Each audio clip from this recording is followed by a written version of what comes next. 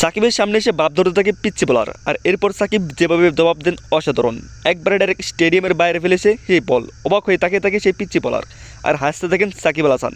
বলতে থাকে, বেটা তোর থেকে বড় বড় খেলোয়াড়দেরকে আমি শেষ করে দিয়েছি, আর তুই তো পিচ্ছি।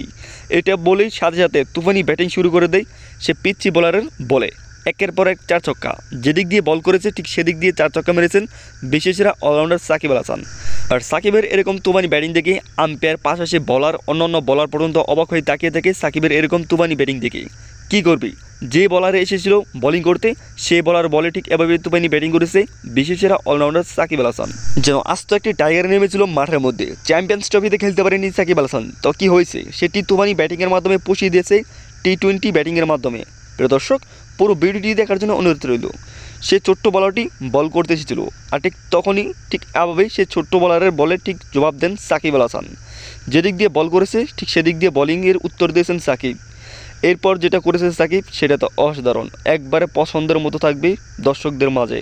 সাকিব এরপর যেটা করে সেটা অসাধারণ, পিছন দিয়ে বিশাল বড় একটি 4 মারে, আর এতে একবার হতাশ হয়ে তাকিয়ে থাকে সেই বিদেশি বলারটি।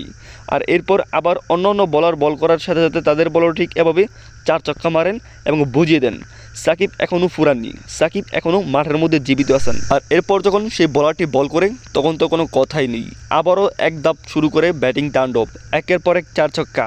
ঠিক এভাবে সাকিব বুঝিয়ে দিয়েছেন তিনি যে বিশ্বসেরা অলরাউন্ডার, তাকে এমনি এমনি বিশ্বসেরা অলরাউন্ডার বলা হয়নি। প্রিয় দর্শক, সাকিবকে আপনারা কতটুকু মিস করছেন, কতটুকু ভালোবাসেন, প্লিজ আপনারা যদি ভালোবেসে থাকেন সাকিবকে তাহলে একটি সাবস্ক্রাইব করে কমেন্টে লিখে যাবেন সাকিব বস।